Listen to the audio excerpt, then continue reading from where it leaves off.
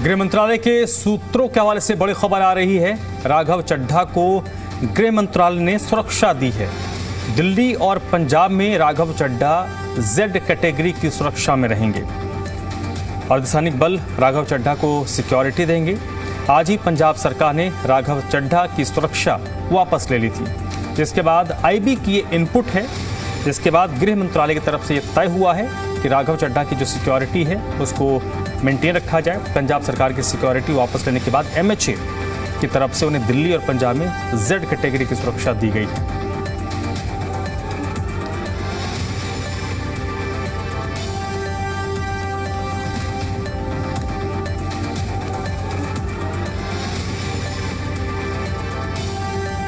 तो राघव चड्ढा जिन्होंने आम आदमी पार्टी के खिलाफ विरोध का बिगुल फूंका हुआ है, हालांकि आम आदमी पार्टी की तरफ से राघव चड्ढा को बाहर नहीं किया गया है, उनको पार्टी से हटाया नहीं गया है, लेकिन अब ये तय है कि राघव चड्ढा और आम आदमी पार्टी की जो राह है वो अलग हो गई है। राघव चड्ढा को पंजाब सरकार की तरफ से जेड कैटेगरी की सिक्योरिटी दी गई थी। हालांकि आज पंजाब सरकार ने वो सिक्योरिटी वापस ले ली है, जिसके बाद अब राघव चड्ढा के पास सामान्य जो एक सांसद के पास सिक्योरिटी होती है, एक या दो गनर, वही होगा।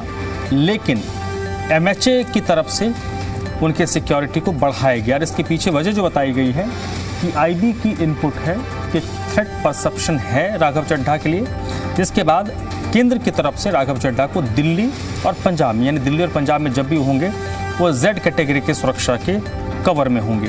देवेश इस पर मेरे साथ जुड़ चुके हैं। देवेश, सब कुछ साफ है कि ये तो तय था कि जब उनकी राह एक तरह, हालांकि ऑफिशियल कुछ नहीं है लेकिन राह अलग हो गई है, तो पंजाब सरकार को देर सवेर ये सिक्योरिटी वापस लेनी थी जो आज उन्होंने लिया, और सेंटर की तरफ से उनको अब सिक्योरिटी मिल गई है।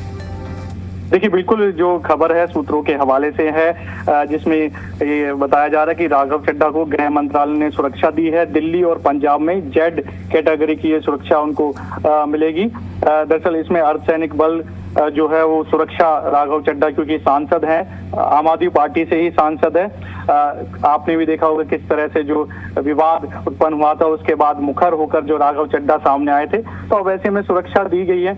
उनको थ्रेट मिली थी, उसी के आधार पर जो है सुरक्षा दी है।